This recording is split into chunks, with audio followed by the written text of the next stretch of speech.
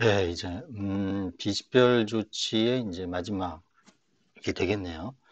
자, 비식별 조치 안에는 이제 가명 처리하고 익명 처리가 이제 있다 그랬어요. 이제 가명 처리는 어떻게 하는 건지를 이제 다 배웠죠. 그러면 이제 익명 처리한 거는 어떻게 구분이 되느냐?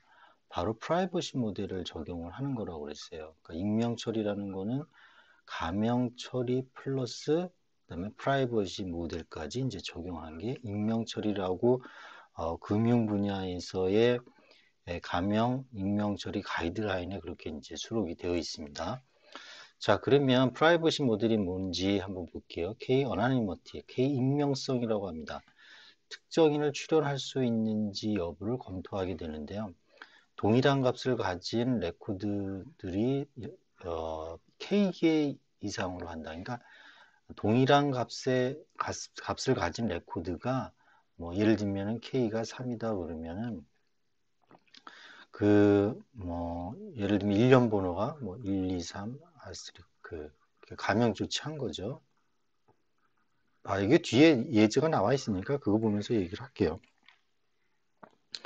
그 다음에 L 다양성은 민감 정보에 해당하는 그 민감 정보가 최소 L개 이상이 되는 거. 네, 이런 것들이 바로 L 다양성입니다. 이런 게 이제 동질성이라든지 배경 지식에 대한 추론을 방지할 수가 있고요. T 근접성은 이거는 민감한 L 다양성뿐만이 아니라 민감한 정보의 분포를 낮추어서 추론 가능성을 더욱 낮추는 기법이야. 이게 도대체 무슨 말이냐? 이제 그 예를 들어서 보시면 이해를 할 수가 있습니다. 보통 익명 처리를 할 때 적정성 평가를 하게 되어 있는데 K가 한 3, 적어도 3 이상이 되는 거를 권고를 하고 있고 L도 3 이상이 되는 거를 권고를 하고 있어요.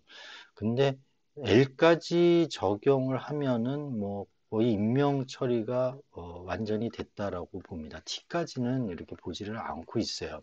어쨌거나 K 다이브 어나니머티 그다음에 L 다이버시티 T 클로즈니스에 대해서 그 컨셉을 보도록 하겠습니다. 자, K 어나니머티는 주어진 같은 레코드가 적어도 K개 이상을 존재하는 거예요. 자, 예를 들면은 이게 이제 가명 처리한 가명 정보가 이렇게 있습니다. 이걸로 봐서는 이게 뭐 홍길동인지 또는 이길동인지 이거 뭐 모르죠. 예. 개인 정보가 없잖아요. 그죠? 그 다음에 어떤 특정인을 식별할 수 있지는 않습니다. 예를 들면 이게 매핑 테이블이라든지 또는 뭐 암호화시키면은 암호화에 대한 키라든지 알고리즘 이런 추가 정보하고 결합이 되면은 예를 들면은 개인을 식별할 수 있는 개인 정보가 이제 나올 수가 있겠죠. 근데 여기에서는 그런 건 없어요. 왜냐하면 아예 에, 개인을 식별할 수 있는 정보는 아예 지금 다 없어진 상태예요. 예. 어쨌거나 이게 이런 연령이라든지 뭐 지역 코드라든지 이런 것들이 있기 때문에 이제 가명 처리한 가명 정보이고 어, 여기 이제 질병, 이 질병에 대한 병은 민감 정보로서 아주 중요한 데이터로서 활용이 되는 거죠. 자, 이러한 가명 정보가 선거인 명부라는 어떤 다른 정보, 추가 정보 말고요.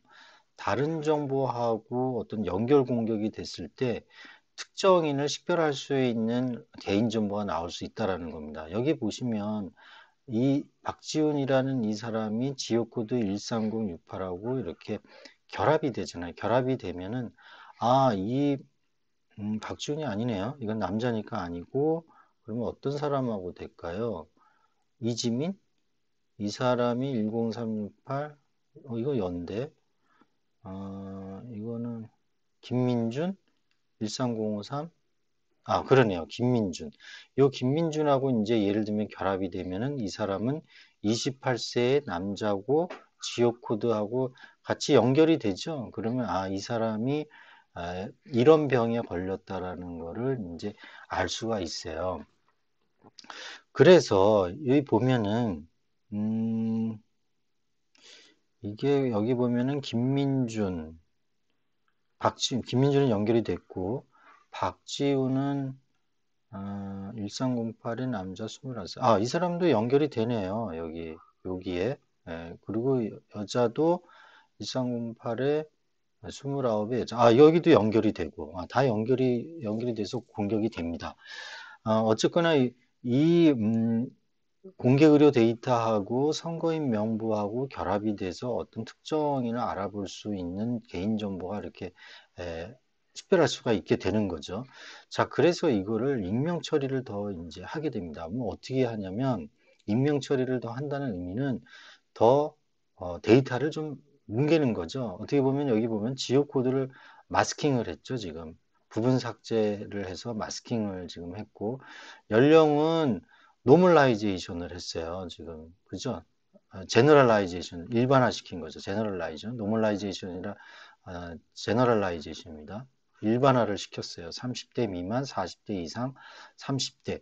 이런 식으로 해서 다시 가명 처리를 하니 이렇게 될 경우에 여기 어떻게 돼요? 레코드가 여기 동질의 그 같은 레코드가 동질 집합에서의 레코드가 K개가 4가 되죠. K가 4가 됩니다. 그죠? 자, 이렇게 되도록 익명 처리를 이제 하게 된 거예요. 자, 이렇게 되면 이거하고 이게 다른 정보하고 결합이 됐을 경우에 예를 들면 박지훈이라는 사람이 13068인데 13068이 이것 또는 이거잖아요. 거기다가 20대예요. 20대면은 욕이죠. 예, 요 분류에 들어갑니다. 그 다음에 이제 남자예요. 그죠? 남자 이렇게 되는데 이 병 또는 이 고혈압이잖아요. 아까는 이 전립선염이라는 그 병명이 딱 나왔지만은 이 병인지 고혈압인지 알 수가 없는 겁니다. 그렇죠? 그래서 좀 달라졌어요. 그래서 이 정보는 익명 정보 어나니머티 값을 4를 줬다라고 이제 얘기를 하는 겁니다. 자, 그러면 L 다이버시티 다양성은요. 동질 집합 내 레코드들은 적어도 L개 이상의 서로 다른 민감 정보를 포함해야 된다라는 경우입니다. 자, K가 4를 적용한 이런 의료 데이터, 익명 처리한 익명 정보가 있어요. 여기 보면은 4죠? 여기도 4. 동질 집합의 같은 레코드가, 여기가 이제 4가 이렇게 이제 있는 거죠. 자, 이러한 거는 예를 들면 동질성 공격이 가능해요. 130 스타 이게 130 스타가 정확하지는 않지만 여기에 사는 예를 들면 30대의 질병이 뭡니까? 전부 위암이에요. 그죠?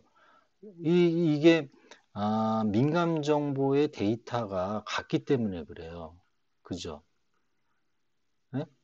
그 다음에 배경 지식에 의한 공격, 지역 코드가 130으로 시작하는 지역에 사는 29세면 여기죠. 여기에 여기 여성이 하나밖에 없잖아요. 고혈압이라는 사실이 추론이 가능해요. 이게 이제 어나니머티하고 L 다이버시티, 그다음 티클로지니스는 추론을 할 수 추론 방지거든요. 추론 방지. 이게 추론이 가능하단 말이에요. 이게 정확하진 않지만 추론이 가능하다는 걸 지금 방지하는 게 익명 처리거든요. 그래서 데이터를 약간 더 이제 뭉개야 됩니다.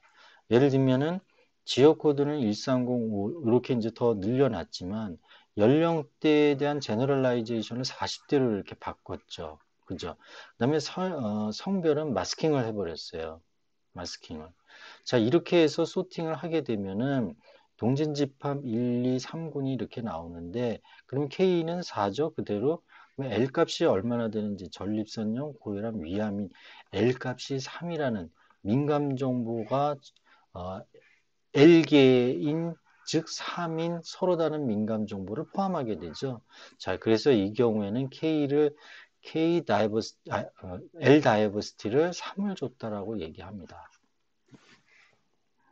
그래서 사실 이거로 봐서는 동질성 그 공격이 되질 않아요. 동질성 공격. 그 다음에 배경 지식에 의한 공격도 이루어지질 않습니다. 왜냐하면 위암 같은 경우도 다 지금 그 분산돼 버렸잖아요. 그죠?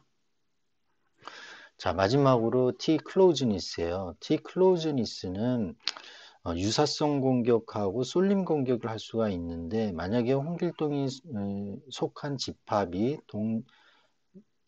동질성 집합이 이제 이렇게 되어 있다고 했을 경우에, 이 경우에 유사성 공격이 발생한다는 거예요. 홍길동은 이제 요기 동일 잠깐만요.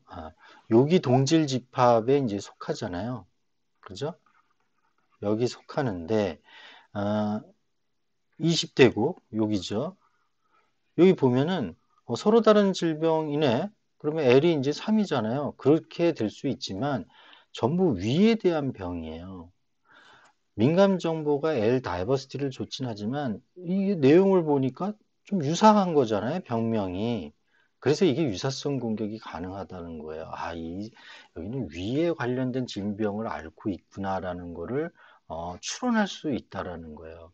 그 다음에 쏠림 공격은 이 급여가 3천, 4천, 5천인데 다른 거에 비해서는 좀 저임금에 속하는구나라고 쏠림 공격 추론을 할 수가 있어요. 그래서 이 경우에는 또 이제 좀 더 데이터를 이제 변경을 시킵니다. 이렇게 변경을 시키니까 어떻게 됩니까? 여기 동질 집합 내에서 위궤양, 만성염, 폐렴. L은 3이긴 하는데 위에 관련된 병하고 폐에 관련된 병으로 이렇게 나누어지죠. 그래서 좀 더 출원 방지를 이제 시킨 겁니다. 그 다음에 급여 같은 경우에도 아까는 35, 40, 50이었는데 30, 40, 90이죠. 그러니까 좀 더 분포를 이렇게 넓히게 된 겁니다. 그래서 이 L 다양성의 취약점을 보완하는 거죠. 이런 취약점이 생긴다라는 거죠. 위궤양, 급성위험, 만성위험 이런 걸 보완하기 위한 모델로 이런 T 근접성이라는 것, 프라이버시 모델이 이제 나왔습니다. 그래서 여러분들하고 이제 KLT에 대한 거를 이제 구분할 수 있는 어떤 컨셉에 대해서 배웠고요. 실질적으로 이 익명 처리에 대한 적정성 검토를 할 때 프라이버시 모델은 K하고 L 정도를 많이 활용하고 있다라고 생각하시면 되겠습니다. 자, 가명 익명 처리 소프트웨어가 뭐가 있는지 볼까요? 일반적으로 이 ARX를 많이 써요. 이거는 그 공개 소프트웨어예요. 공개 소프트웨어고 이게 이제 미국의 히파 프라이버시 모델을 프라이버시 히파 룰, 프라이버시 룰 모델이 아니라 히파 프라이버시 룰을 적용한 것들인데 이거 가지고 실제 많이 활용을 하고 있습니다. 아주 잘 되어 있고요. 이게 K 익명성, L 다이버시티, T 클로즈니스, 그 다음에 델타 입실론 디퍼런셜 이런 것까지 이제 지원을 다 해주고 있어요. 출시 연도가 뭐 2012년에서 2016년이고 지속적으로 이제 업그레이드 되고 있다라는 것을 이제 알 수 있습니다. 인풋 포맷은 엑셀과 같은 CSV 파일, XLS, JDBC가 인풋으로 되고요. 2017년 7월 버전으로 하면 ARS 3.60까지 나와 있네요. 네. 그래서 혹시 여러분들이 이거에 관심 있으면 이 툴을 다운로드 받아서 한번 보시면 좋겠습니다. 자, 국내 상용 소프트웨어도 있어요. 여기 회사 이지서티, 파수닷컴, 펜터시큐리티, 그리즐리라는 데가 있는데요. 이 경우에는 아무래도 국내 그 가이드라인을 아주 적합하게 구성이 되어 있고요. 2017년 9월 기준으로 제가 조사를 했기 때문에 2021년도의 현황은 조금 다소 차이가 있고 더 업그레이드 됐겠죠. 하여튼 참고하시면 되겠습니다. 자, 이제 참고 문헌입니다. 가명 정보 처리 가이드라인하고 금융 분야 가명 익명 처리 안내서를 기준으로 해서 제가 이 강의 자료를 만들었고 그 다음에 강의를 했습니다. 여러분들 좀 더 자세히 한번 보시려면 이 자료를 한번 공부하시면 되겠습니다. 어쨌거나 여러분들은 이제 가명 처리에 대한 컨셉 알게 됐고 이걸 결합을 할 때 제도 절차는 어떻게 되는지 알았고요. 익명 처리에 대한 게 어떻게 다르냐? 가명 처리하고 익명 처리가 어떻게 다른지 알았어요. 익명 처리는 이렇게 가명 처리를 포함한 거죠, 뭐. 그죠?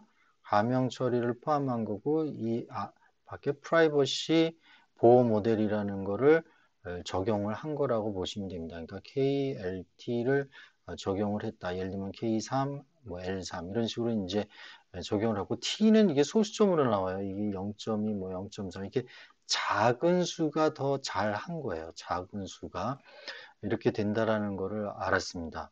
그죠? 그래서 익명 처리를 하면은 이 가명 정보 처리 가이드라인에는 없기 때문에 요거를 참조해서 이제 하시면 될 것 같아요. 자, 수고 많으셨습니다. 수고 많으셨고요. 또 우리 비식별 조치, 가명 처리, 그다음에 익명 처리에 대한 거를 여러분들이 아셨기 때문에 또 대단히 또 축하 말씀을 드립니다. 수고하셨어요.